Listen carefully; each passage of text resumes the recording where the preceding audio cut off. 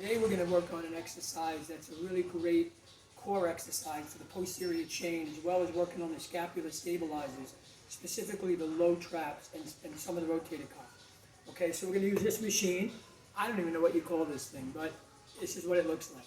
So what you're going to do is you're going to grab two 5-pound weights, or that's what I use, I should say. Start very light.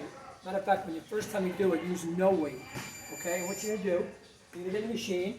You want to make sure it's set so that when you're in it, the top of your hips are at the top of this. Okay?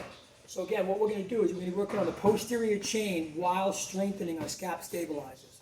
Because remember, the core exercise, the longer you hold your core exercises, the better. Of course, it's an endurance muscle, not a phase. Okay, so we're going to get in it. Heels get locked in here. You're going to start down here.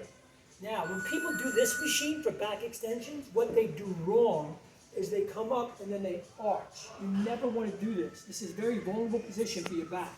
You want to be at neutral. So what you're going to do, I'm taking the two 5-pound weights because I'm doing the scapular stabilizers with it. So we're starting here. I'm core activating and I have a chin tuck. I'm coming up to neutral and then I'm staying in this position the whole time. I'm taking the weights, I bring them out, up to 11 o'clock and 1 o'clock, back in and down.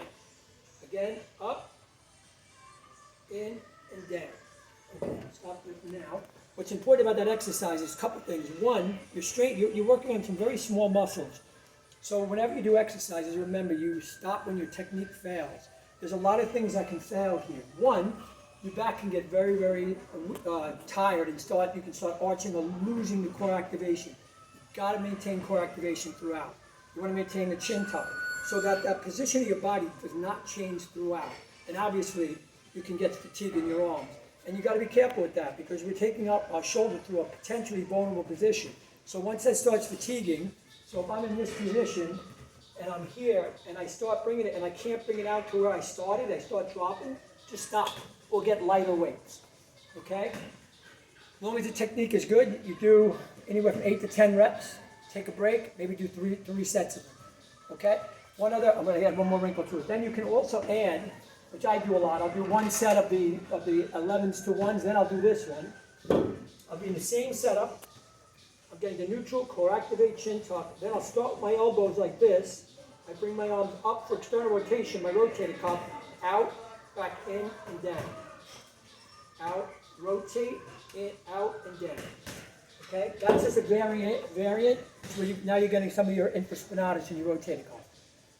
Any questions, you can always reach out. Jim Hall with New York Physical Therapy.